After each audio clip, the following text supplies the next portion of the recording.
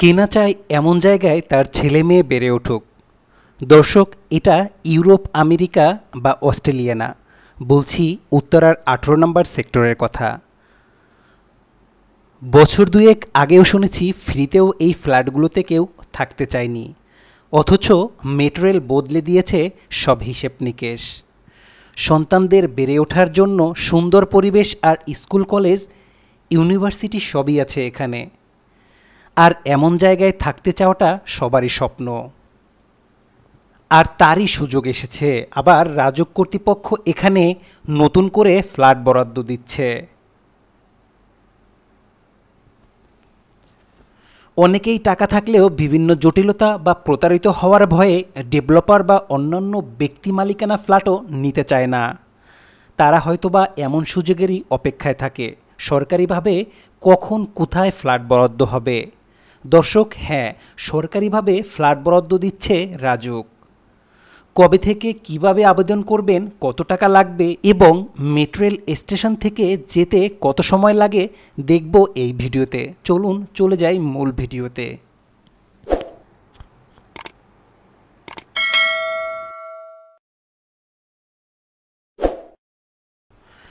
যেহেতু মাইলস্টোন কলেজটা উত্তর স্টেশনের কাছেই, তাই আমি উত্তর স্টেশন থেকেই 18 নম্বর সেক্টরের উদ্দেশ্যে রওনা করলাম এবং আমি রিকশায় যাচ্ছি। দেখব যে কত সময় লাগে উত্তর স্টেশন থেকে 18 নম্বর সেক্টরে যেতে কত সময় লাগে। আমি এর জন্য আমার টাইমারটা অন করে রাখলাম এবং আমি যখন আবার ব্যাক করব 18 নম্বর সেক্টর থেকে, তখনও আমি উত্তরা সেন্টার স্টেশনে, যেহেতু অনেক যাত্রী উত্তরা সেন্টার স্টেশন থেকে 18 নম্বর সেক্টরে যাবে, আবার উত্তর স্টেশন থেকে অনেকে 18 নম্বর সেক্টরে যাবে, সেহেতু আমি দুইটা টাইমই কাউন্ট করব যে কত সময় মূলত লাগে। সেই দুইটা টাইমটাই আমি আমার ভিডিওতে দেখাবো এবং এর মাঝেই আমি টোটাল ডিটেলস আলোচনা করব যে রাজউক কীভাবে উত্তরা 18 নম্বর সেক্টরের যে ফ্ল্যাট বরাদ্দ দিচ্ছে তাদের প্রক্রিয়াটা কি এবং মাসিক কত টাকা কিস্তি হবে। আমি যেটা দেখলাম প্রায় 9 বছরের মধ্যে যে ওদের যে টার্মস অ্যান্ড কন্ডিশন, সেখানে 9 বছরের মধ্যে একজন ফ্ল্যাট হোল্ডার সেই টাকা পেমেন্ট করে 9 বছরের মধ্যে ফ্ল্যাটের মালিক হতে পারবে, অথবা কেউ যদি চায় এককালীন টাকা পেমেন্ট করে সে ফ্ল্যাটের মালিক হতে পারবে। তো টোটাল ডিটেলসটা আমি আপনাদেরকে বলবো। প্রথমেই আমি একটা যে বিষয় বলে রাখি, সেটা সব ধরনের পেশার মানুষ কিন্তু রাজউকের ফ্ল্যাট কিনতে পারবে না। এরা 22 ধরনের ক্যাটাগরিতে পেশাদারিত্বের ভিত্তিতে কারা কারা এই ফ্ল্যাট কিনতে পারবে সেটার একটা লিস্ট প্রকাশ করেছে।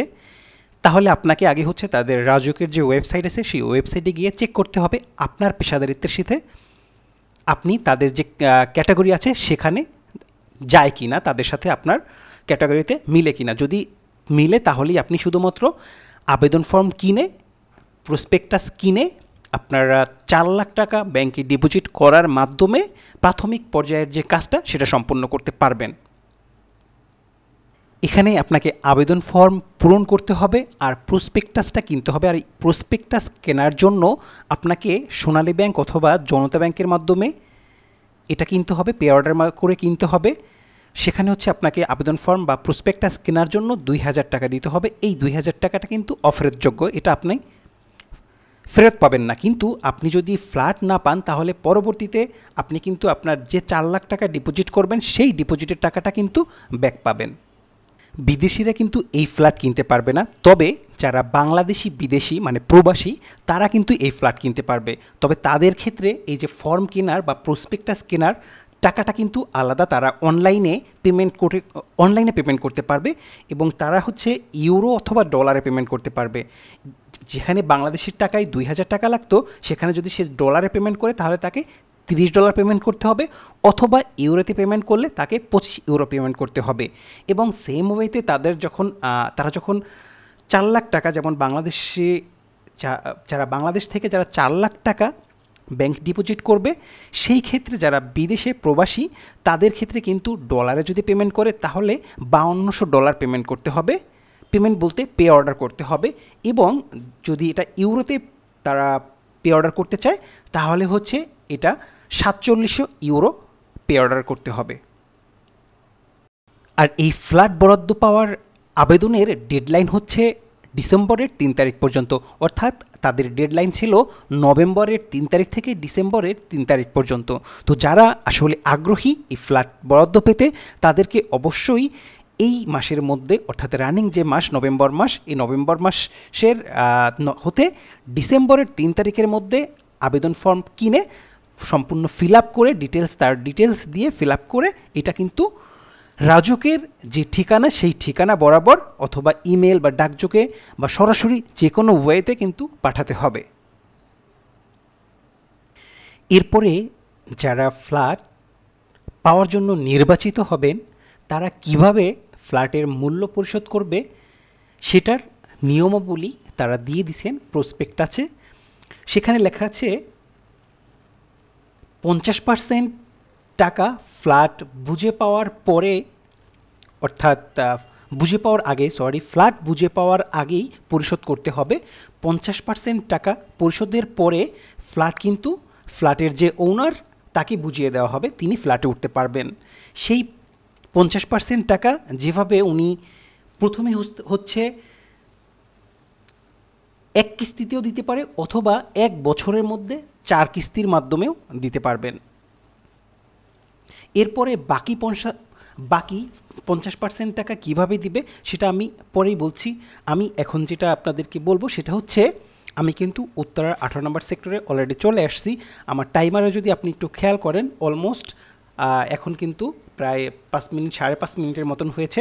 তার মানে আমি উত্তর স্টেশন থেকে, মানে একদম সর্বশেষ স্টেশন থেকে 18 নম্বর সেক্টরে আসতে আমার রিক্সাতে সময় নিয়েছে 5.5 মিনিটের মতন, অর্থাৎ 5.5 মিনিট। এটা যেহেতু আমি অটোরিকশা নিয়ে আসছিলাম, আমি কিন্তু একদম গেটে অলরেডি চলে আসছি, আমি টাইমারটা অফ করে দিলাম। তার মানে হচ্ছে আপনার যদি কেউ মাইলস্টোন কলেজে পড়ে সেখানকার একজন স্টুডেন্ট উত্তরা 18 নম্বর সেক্টরে আসতে তার প্রায় 5.5 মিনিট বা 6 মিনিট সর্বোচ্চ সময় লাগবে, অথবা যদি পায়ের রিক্সায় আসে তাহলে কিন্তু সর্বোচ্চ এটা 10 মিনিট সময় লাগবে। এই হচ্ছে আমি উত্তরা 18 নম্বর সেক্টরের ভিতরে ঢুকলাম। দেখুন আমি আপনাদেরকে যেটা বলবো সেটা হচ্ছে, প্রথম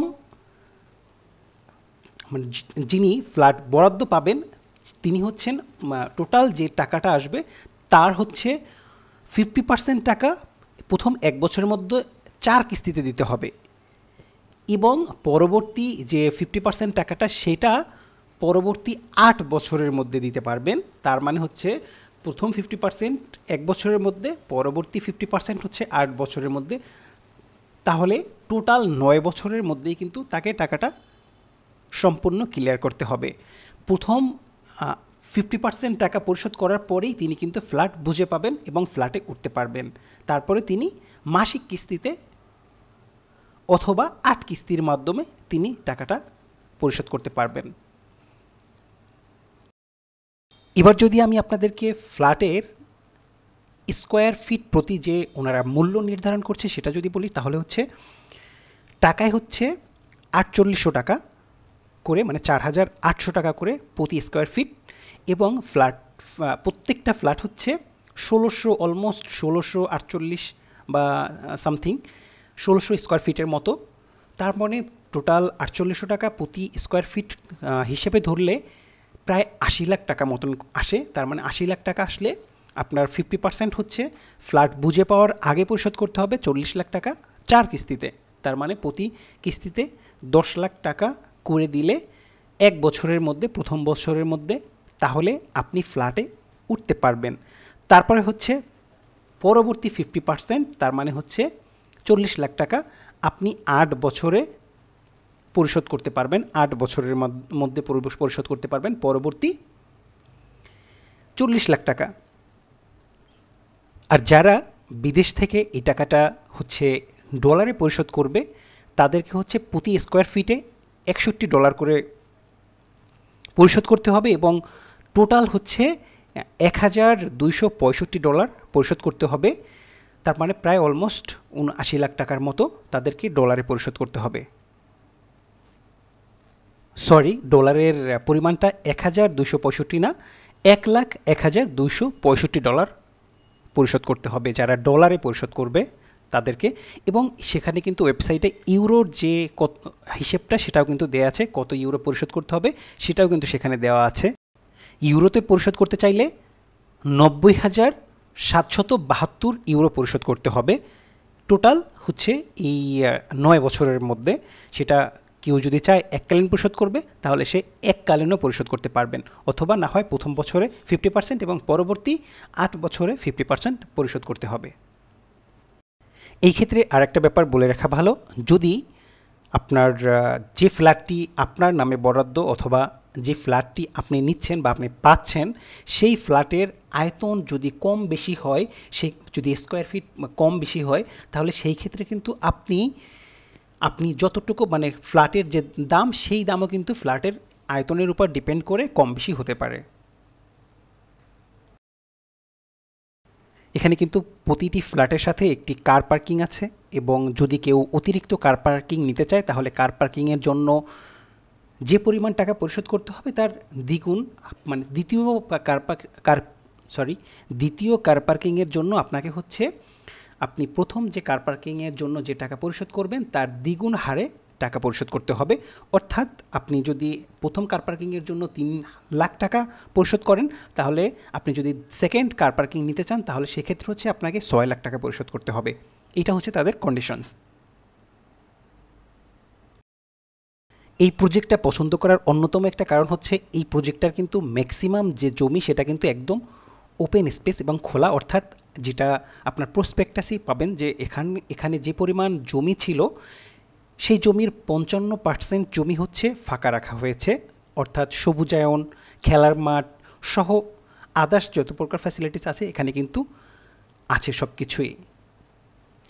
এবার যদি আমি আপনাদেরকে এই ফ্ল্যাটের প্রত্যেকটা ইউনিট সম্পর্কে একটু আইডিয়া দিই, তাহলে হচ্ছে প্রত্যেকটা ইউনিটে হচ্ছে আপনার 3টা করে বেডরুম এবং প্রত্যেকটা ইউনিটে হচ্ছে 4টা করে টয়লেট থাকবে, এবং প্রত্যেকটা ইউনিটে আপনার 2টা করে লিভিং রুম থাকবে এবং একটা হচ্ছে ডাইনিং স্পেস থাকবে। এই যে যদি আপনারা একটু যদি ভালোভাবে এই যে ইউনিট প্ল্যানটা একটু যদি খেয়াল করেন তাহলে এখানেই দেখবেন যে 3টা হচ্ছে এখানে বেডরুম, নিচের 3টা হচ্ছে বেডরুম এবং উপরে 2টা হচ্ছে একটা ড্রয়িং রুম, একটা হচ্ছে লিভিং রুম, একটা কিচেনের সাথে অ্যাটাচড ছোট একটা হচ্ছে টয়লেট আছে, প্লাস হচ্ছে প্রত্যেকটা ইউনিটের সাথে প্রত্যেকটা রুমের সাথে কিন্তু লিভিং রুমের সাথে একটা অ্যাটাচ টয়লেট, প্লাস হচ্ছে শুধুমাত্র মাঝখানের যে বেডরুমটা সেটার সাথে কিন্তু অ্যাটাচ টয়লেট নেই। তো এটা হয়তো বা ইউনিট টু ইউনিট ভ্যারি করবে, এটা একটা বেসিক একটা যে ইউনিট প্ল্যান সেটা এখানে দেওয়া আছে।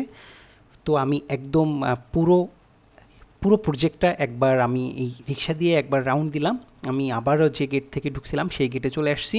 তো ভিডিওটা কেমন লাগলো আপনারা জানাবেন, এবং প্লাস হচ্ছে আর যদি বিস্তারিত কিছু জানতে চান তাহলে কমেন্টে জানাবেন, আমি যতটুকু জানি সেটুকু আপনাদের সাথে শেয়ার করার চেষ্টা করব।